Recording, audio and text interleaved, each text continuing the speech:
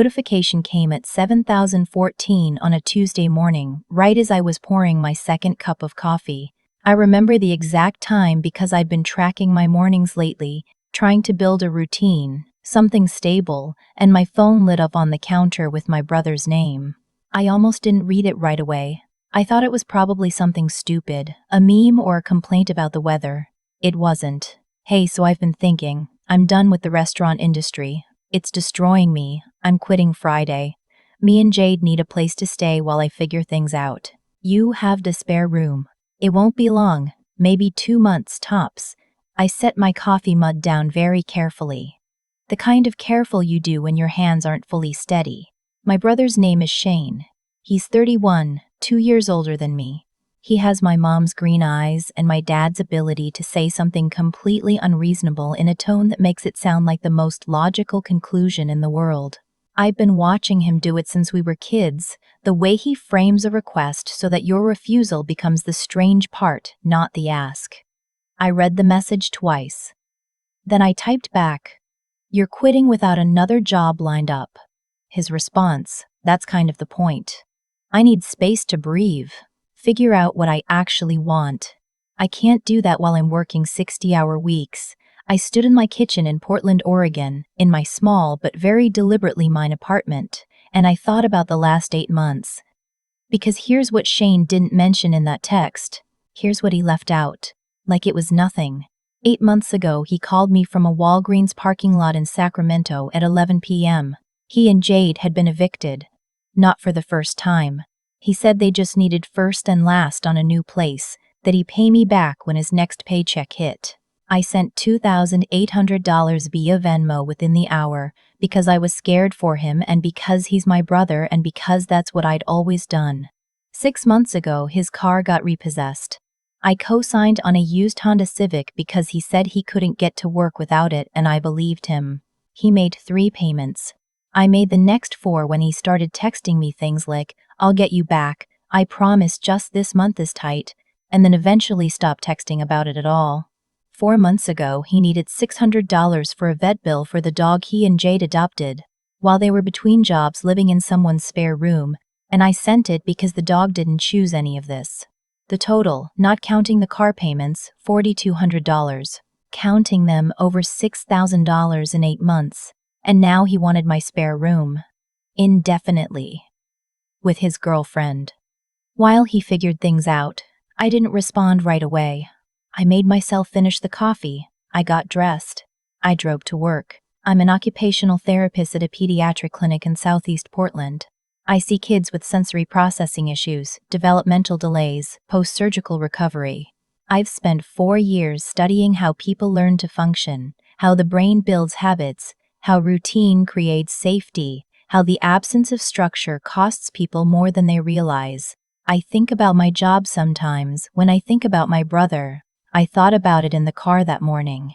I thought about the fact that every single time Shane has hit a wall in the last decade, someone has softened the landing, our mom mostly. Then me, when she ran out of capacity. I thought about what it means to always have a cushion, whether the cushion helps or whether it just delays the moment when you actually have to learn to fall. I called my best friend Mara on my lunch break. She listened to the whole thing without interrupting, which is why she's my best friend. When I finished, she said, "What do you want to do?"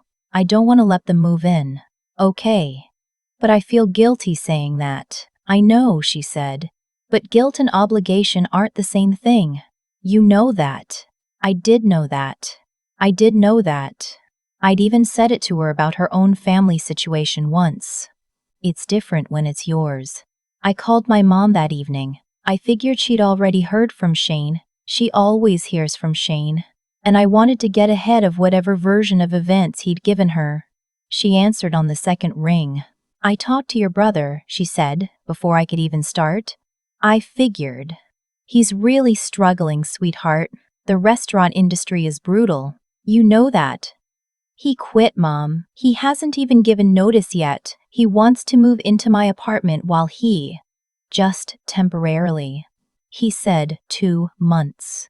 He said 2 months when he needed the $2,800. That was 8 months ago, and I'm still making his car payments. Silence. You are still making those, she asked. Yes, because if I stop, my credit takes the hit. I co-signed. More silence. Then, I didn't know it had gotten to that point. I should have told you. But I also I thought it would sort itself out. My mom has a way of sighing that carries the entire weight of her complicated love for both of her children at the same time. She did that sigh. I'm not saying you have to, she said carefully, but he doesn't have anywhere to go. He has options. He could apply for emergency assistance. There are short-term rental programs. He could pick up shifts somewhere, anything while he looks for a new direction. You know Shane. He doesn't. I know Shane, I said. That's exactly why I'm saying this. We didn't argue. My mom and I don't really argue. We do something more like carefully navigating around the hard center of a thing until one of us gets tired and the conversation ends. The conversation ended. I texted Shane that night. I told him I wasn't able to offer the spare room, that I was still carrying the car payment situation, and I needed to stabilize my own finances before taking on household changes. I kept it factual. I didn't apologize, which took more effort than I expected. He didn't respond for 6 hours. When he did, the message was long. It talked about how I'd always had it easier, how I got the responsible kid label and used it to distance myself from the family, how blood is supposed to mean something, how 2 months wasn't asking a lot, how Jade was already anxious about the situation and this wasn't helping. I read it 3 times. I noticed that nowhere in the message did he say I was wrong about the money. He just moved past it, the way he always moves past anything that doesn't help his case. I typed and deleted 4 different responses. Then I wrote, I hear that you're in a hard spot.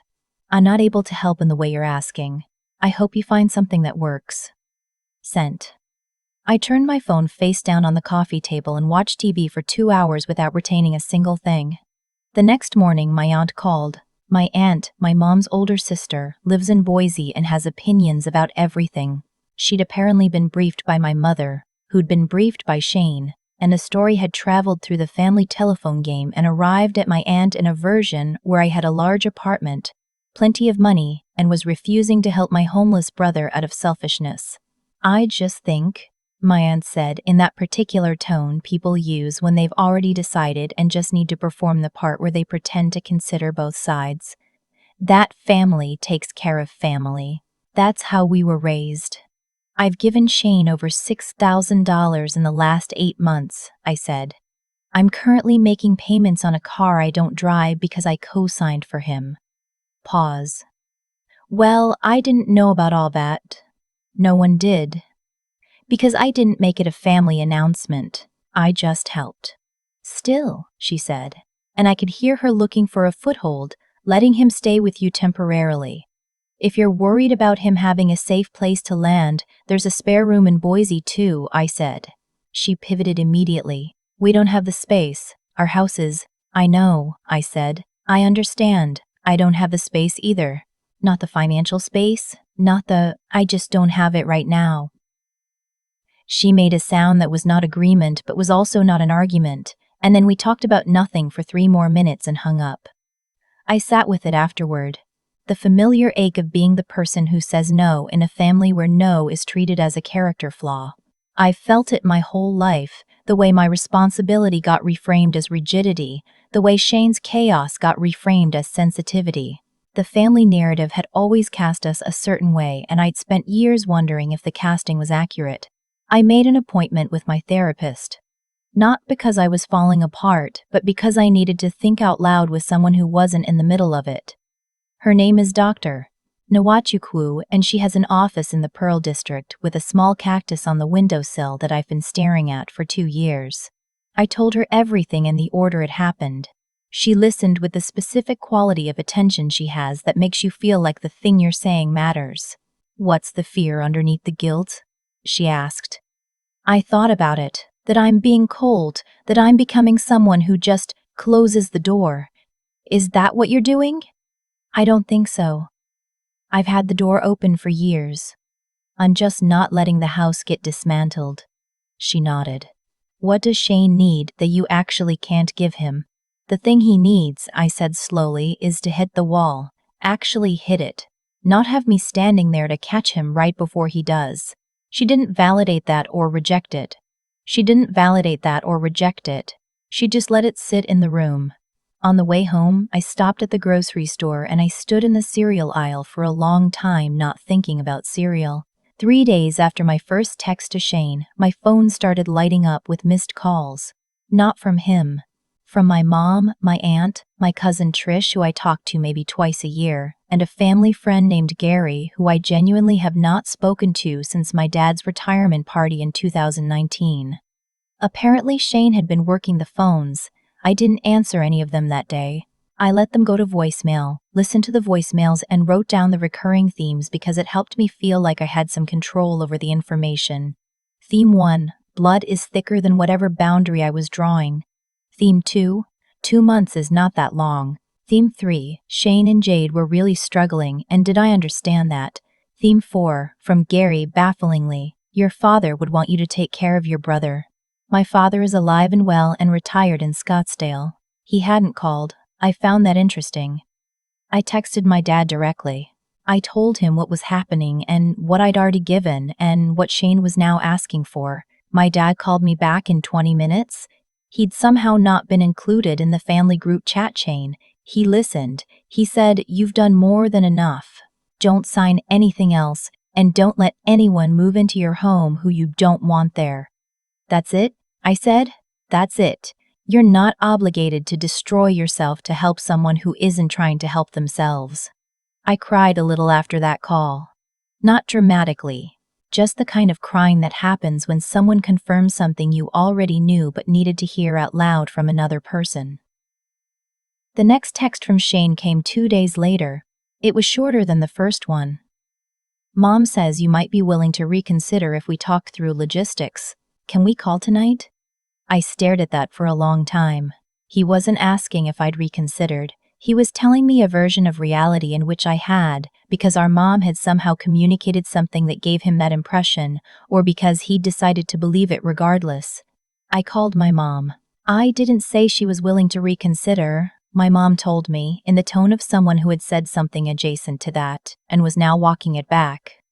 "I just said that talking never hurts." He heard what he wanted to hear. Maybe, but talking never does hurt. It does when the other person uses the conversation to push past a boundary I've already set clearly. Silence. "You sound like you're reading from a script," she said. That stung more than I expected, not because it was true, but because she knew exactly where to press. "I'm trying to stay calm," I said, "because I feel like I'm the only one in this family who's actually looked at what's happening clearly. We all love Shane. I love Shane too. That's not the question.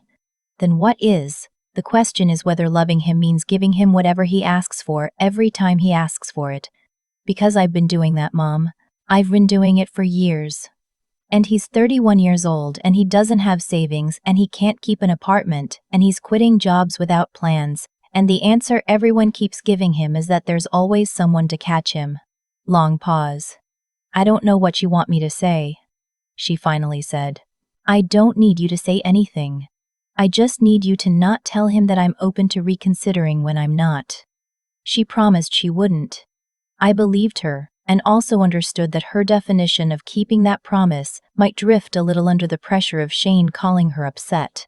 I texted Shane, "I've thought about it, and my answer is the same. I'm not in a position to have you move in, and I'm not able to take on additional financial support right now. I really do hope things stabilize for you." He replied, "Wow, okay," and then nothing for 4 days. During those 4 days, I did several things. I called the lender on the Honda Civic and asked about my options as a co-signer. I was told that Shane was currently 61 days past due on the payment he was supposed to have made, not the ones I'd already covered. I asked what would happen to my credit if I stopped making payments. The answer was what I expected, which is why I'd been making them. I asked about refinancing without my name on the loan. The answer was also what I expected. Shane would need to qualify on his own, which meant income verification, which meant a job. I documented everything. Dates, amounts, screenshots of Venmo transfers, the cosign paperwork. Not because I thought I was going to take my brother to small claims court, but because I needed to see it all in one place. I needed to look at the actual picture instead of the one I'd been carrying in my head. The number was $6,340, plus 7 months of car payments at $287 each, another $2,009 each, another $2,009, total $8,349. I sat with that number for a long time. I am not wealthy. I am a pediatric OT in Portland, making a decent salary that I've managed carefully because I grew up watching what financial instability does to a family, and I decided young that I would not live that way. I have a good emergency fund. I have a Roth IRA. I have a savings account earmarked for a down payment on a small house someday because renting forever is not the plan. $8,349 was more than 3 months of my take-home pay. I hadn't let myself see that clearly before. It's easier not to. I called my bank and spoke to someone in their personal lending division. I made sure my accounts were clean, my direct deposit stable, my credit still in good shape despite the car situation. Then I called back the Honda lender and told them I was making a payment to bring the account current, Shane's 61 days, and that I needed to understand my long-term options as a cosigner. I took control of what I could control. The family calls slowed after about a week. I returned most of them eventually.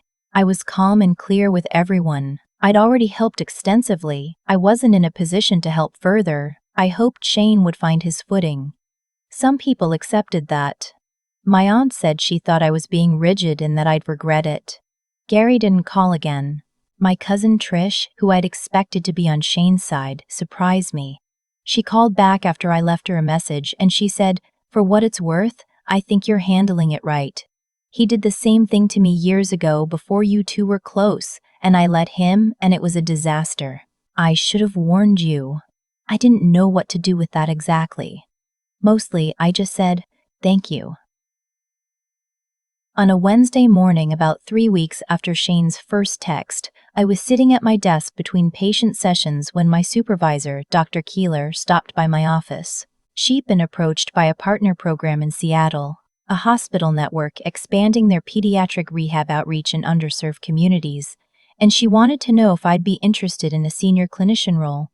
More responsibility, a meaningful pay bump, and I'd be based in Seattle. "Take the weekend," she said. "Think about it. There's no pressure, but I thought of you immediately and I wanted you to know." I thanked her. I closed my office door after she left. I pulled up the details she'd emailed me.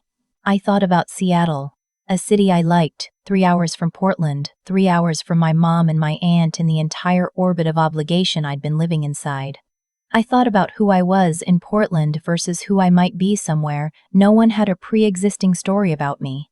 I thought about the spare room in my apartment, how it had a window that faced the courtyard, how I'd been using it as a home office, how the thought of Shane and Jade sleeping in it, filling it with their noise and their instability, had made something in me contract every time I'd imagined it.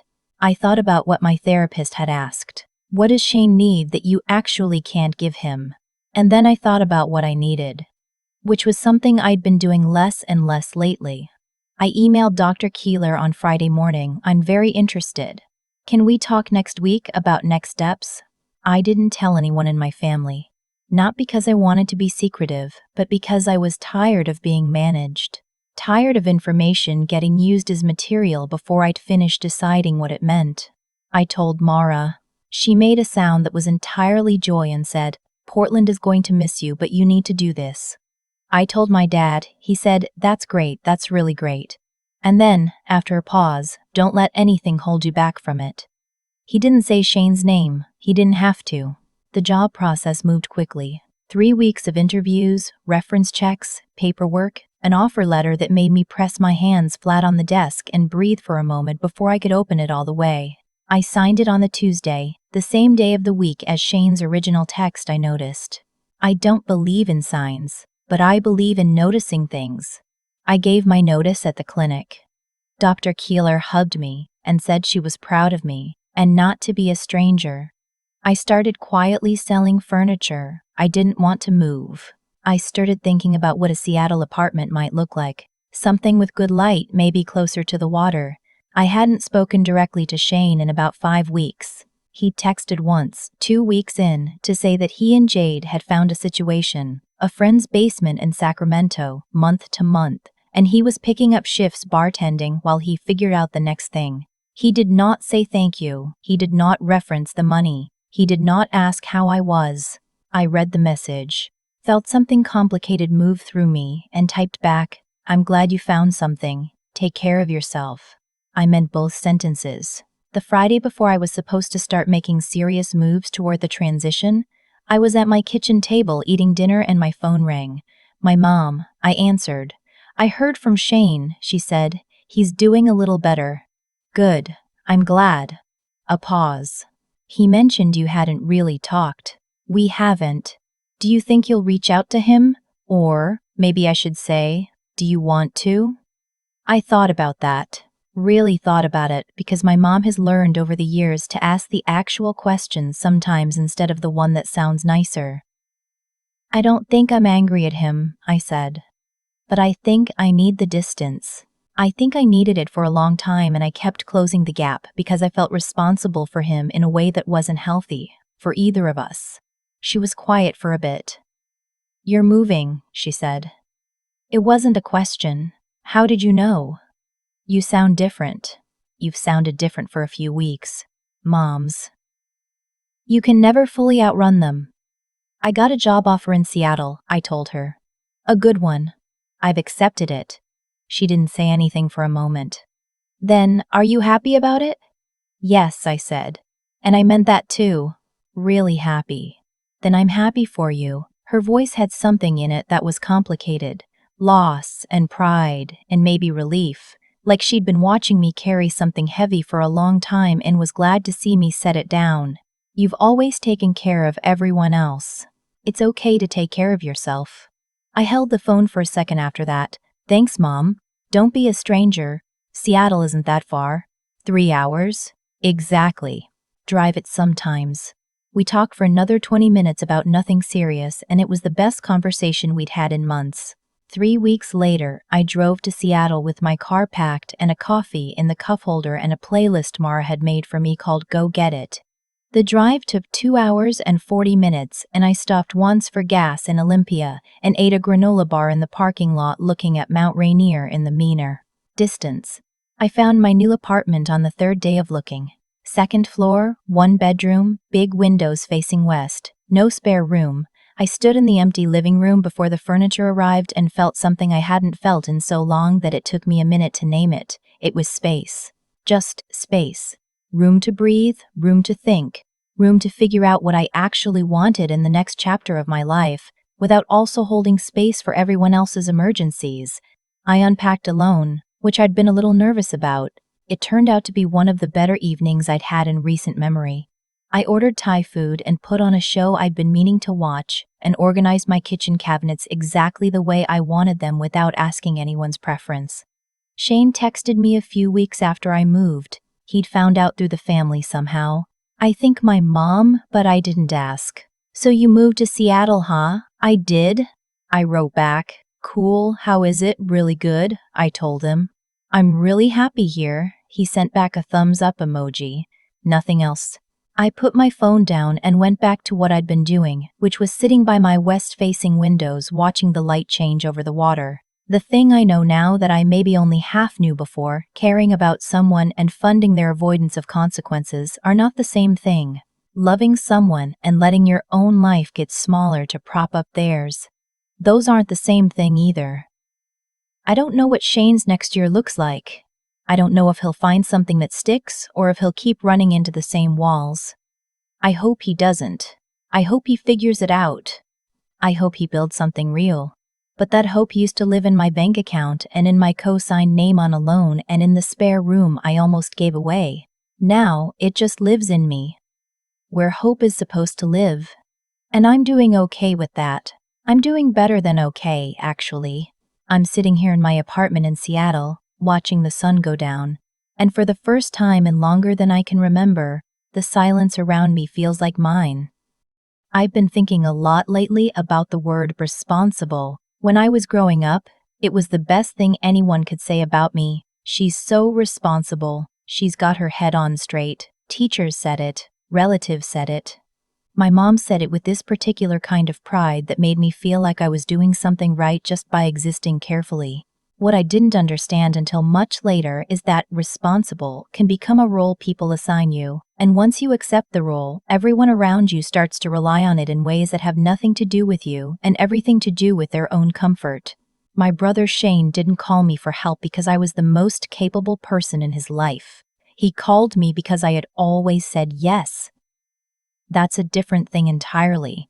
There's a version of the story where I wire him the money, let him and Jade move into my spare room, watch 2 months turn into 8, spend another year making car payments on a vehicle I never drove, and quietly cancel whatever plans I had for myself in the meantime.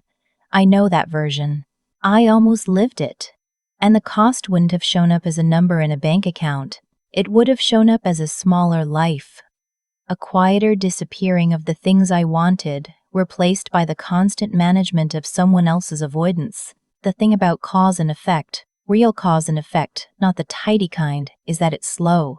Shane didn't end up at 31 without savings and stability because of one bad decision. It accumulated. Every time someone caught him, the fall got a little shorter, the urgency to change got a little smaller. I was part of that system. I participated in it with love and with wire transfers and with my signature on a loan I had no business signing. And when I finally stopped, it wasn't punishment. It was just stopping, removing myself from a dynamic that wasn't helping either of us grow. Dr. Nwakaku asked me once what I was afraid of. I said I was afraid of becoming cold. What I know now is that I confused coldness with clarity. They feel similar from the inside, in the moment when you're deciding. But one closes you off and the other opens you up. Moving to Seattle opened me up. Saying no to Shane opened me up.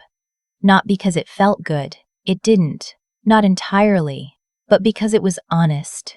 For the first time in years, I was being honest about what I could actually give versus what I was giving out of fear. Mara told me once that hope placed in another person's choices is a loan you might never collect on. You can love someone and still understand that their work is theirs to do. You can want good things for your brother and also build a life that doesn't hinge on whether he gets himself together. I think that's the thing I want to hold on to, not as a philosophy or a lesson learned, just as something true that I figured out the hard way, at 32 in a car on I-5 heading north with my whole life in the trunk. You don't have to shrink yourself to prove you love someone. Sometimes the most honest thing you can do for the people you care about is refuse to make their consequences disappear. I'm still learning what that looks like in practice, but I'm learning it in Seattle, with good light and quiet evenings, and that counts for something. That counts for a lot.